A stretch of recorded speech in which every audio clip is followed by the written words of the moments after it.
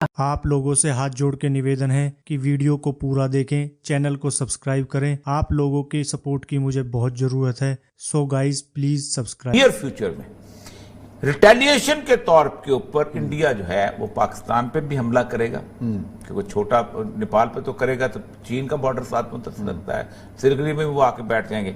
पाकिस्तान पे हमला करेगा जो रसूलुल्लाह की वो बात जो है ना उसके हिसाब से, और उसके मुकाबले पे चीन इंडिया पे हमला करेगा और ये जंग जो है ये गुत्थम गत्था जो है ये बनेगी।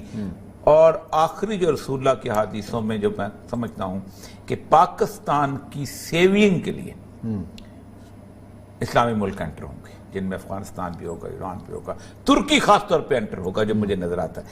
असल बात यह है कि 1911 में वर्ल्ड वार हुई थी, दुनिया का नया नक्शा बन गया था। 1945 में वर्ल्ड वार हुई थी, दुनिया का नया नक्शा बन गया। 2022 में 21 के एंड तक दुनिया का नया नक्शा तैयार होने वाला है। चलें जी, देखते और ये हैं। बनता और ये साहब, पाकिस्तान और सऊदी अरब का ताल्लुकात, एक तो हम इनके अगर माजी का जायजा लें कि हम क्या सऊदी अरब के बगैर रह सकते हैं या सऊदी अरब हमारे बगैर रह सकता है, अहमियत क्या है इन दोनों की? देखिए, पहली बात यह है कि अगर हम ये देखें कि सऊदी अरब के हमारे कैसे ताल्लुकात है, कि सऊदी अरब हमारा एक टाइम टेस्टेड फ्रेंड है। मसला बुनियादी तौर पर यह है कि एक big fight is going on, और वो फाइट अब बिल्कुल नजदीक पहुंच चुकी है जो इस खिते में होने वाली है। और वो फाइट मैंने आपको उस दिन भी बताया था कि वो फाइट बुनियादी तौर पर यह है कि चीन की कंटेनमेंट, चीन का रास्ता रोकना और इस सारे सी पैक को खत्म करना, और उसके लिए अमेरिका ने अपनी मुकम्मल तौर पे तैयारी कर ली। नवंबर 2019 में अमेरिका ने एक मुकम्मल तौर पे प्लानिंग करके बिल्टअप कर लिया था। 3,70,000 फौज उसकी वहां पहुंच चुकी हुई है। खर्चा होता है सर उस्मान साहब, आप ये नहीं कह सकते। आपके 3 बेड़े वहां पर पहुंचे हुए, 2000 हवाई जहाज वहां पहुंचे हुए, इंडिया को उन्होंने उठाया है, इंडिया उसके ऊपर खड़ा हो गया, ये सारा कुछ। इस दौरान चाइना की डिप्लोमेसी चली है। चाइना ने वहां पर बांग्लादेश को अपने साथ मिलाया है, नेपाल को साथ मिलाया है, और ईरान को साथ मिलाया है, और तुर्की और ये लोग साथ थे। अब इंटेलिजेंस रिपोर्ट इस वक्त दुनिया में जो गर्दिश कर रही है बड़ी अजीबोगरीब है, वो गलत भी हो सकती है, लेकिन ये ऐसी रिपोर्टें पहले भी गर्दिश करती थी। अच्छा। और इस इंटेलिजेंस रिपोर्ट्स के ऊपर आज से तकरीबन कोई 2004 में अमेरिका ने यह कहा था कि एक प्लानिंग हो रही है इस पूरे खित्ते के अंदर खिलाफत का एक ब्लॉक बनाने की।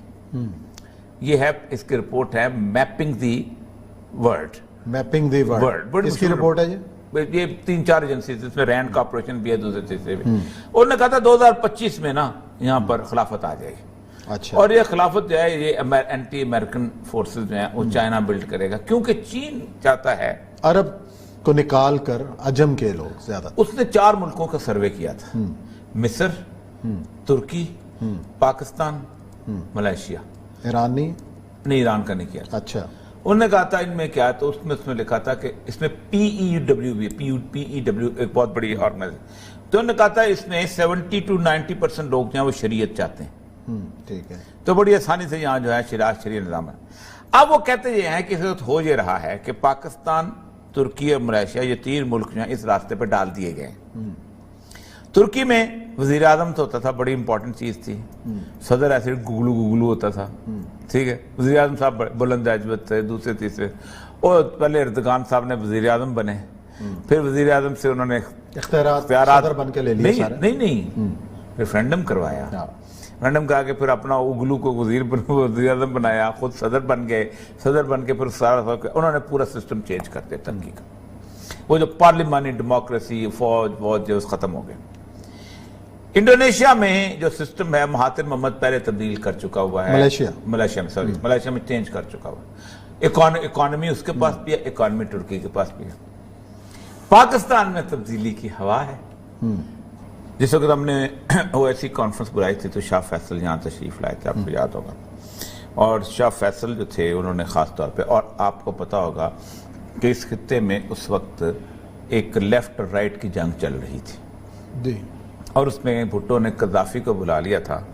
तो शाह ईरान, चूंकि अमेरिका का पिट्ठू था, ईरान अमेरिका के साथ था, तो ईरान शाह ईरान नहीं आया था। कुछ सऊदियों के साथ भी उसकी बड़ी बनती थी, हालांकि दोनों सऊदी और अमेरिकी दोनों अमेरिका के साथ थे, लेकिन वो नहीं आया था। उसके बाद हुआ ये कि बांग्लादेश बन चुका हुआ था और इस हद तक सऊदी अरब नाराज था इंडिया से इस मामले के अंदर, ये तो हमने खराब किया ना, कि बंगालियों का जहाज गया था वहां हज करने।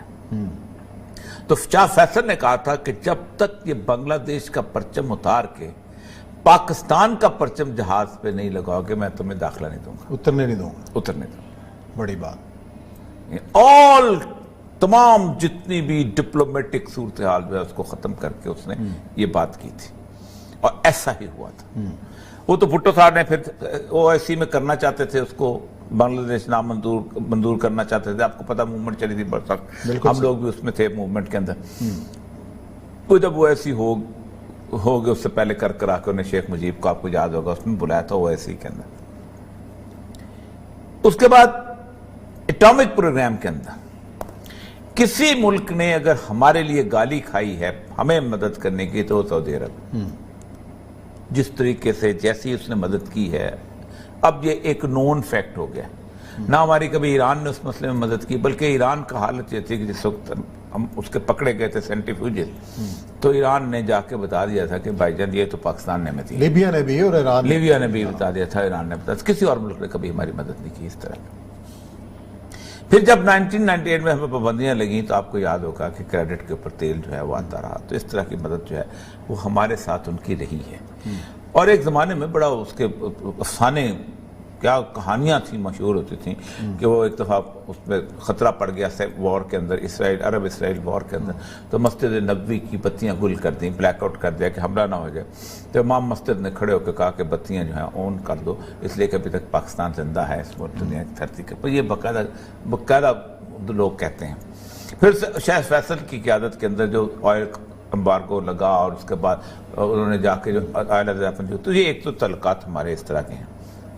उसके बाद भी नवाज शरीफ के ज़माने में भी अफगान वॉर के अंदर जिस तरह के हमारे तल्लुकात हैं, और फिर अफगान वॉर में, तो एक तो यह है कि सऊदी अरब जो है उसका मसला जो है वो बड़ा इंपॉर्टेंट है कि सऊदी अरब में हमारे तल्लुकात ख़त्म नहीं होते। लेकिन सऊदी अरब खुद एक प्रोसेस ऑफ चेंज के अंदर है, उनके अपने मसाइल शुरू हुए हैं वहाँ पे। रसूल अकरम की जो हदीस है, आप सल्लल्लाहु अलैहि वसल्लम की हदीस है कि इस पूरे खित्ते के अंदर जो इनकलाबात आने हैं ना, आखिरी जो जैसे हम खड़े हैं वो ये है कि एक बादशाह के मरने के ऊपर इख्तलाफ शुरू होगा और इख्तलाफ इस तरह का बढ़ जाएगा कि हज रुक जाएगा, मिना में कत्ल हो जाएंगे, सब कुछ हो जाएगा, और मदीना में भी लोग रहने के लिए उनको अमन नहीं मिलेगा, तो लोग भाग के हरम में पनाह ले लेंगे और एक शख्स जो है वो भाग के वहां पर आएगा, लोग उसको कहेंगे कि आए हम आपकी बैत करते हैं, वो बैत नहीं करेंगे और फिर वो कहेंगे नहीं आप ही इस उम्मत को बचा सकते हैं, तो बैत होगा इमाम महदी का जो जिक्र। लेकिन उससे पहले जो हालात बदल रहे हैं ना सारे के सारे, उस खत्ते को देखें आप, सऊदी अरब की हमारी नाराजगी क्यों है? कोई खास वजह तो होनी चाहिए, या इस वक्त ये टेंशन क्यों बनी है, या हमारी पेशियां क्यों हो रही हैं बार बार? क्या सिर्फ उर्दगान, मलेशिया का मातिर मोहम्मद और इमरान खान की एक कॉन्फ्रेंस बुलाने से सऊदी अरब नाराज हो सकता है? ऐसा नहीं है।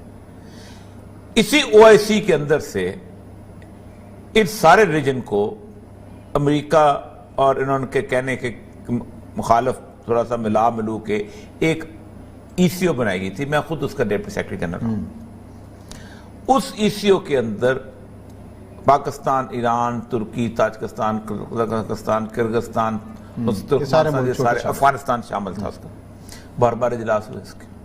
92 में याद अच्छी तरह यहाँ पर इजलास हुआ था तो सारी दुनिया की प्रेस आई थी और यह ऐलान हो गया था कि हम जनाब ये पूरे रास्ते खोल देंगे सेंट्रल एशिया को। और आपको याद होगा उस एक साल में पाकिस्तानियों ने इतना स्वाद नहीं देखा होगा जितना दुशंबे और जितना उन्होंने अलमाते और जितना समरकंद बुखारा देख लिया था।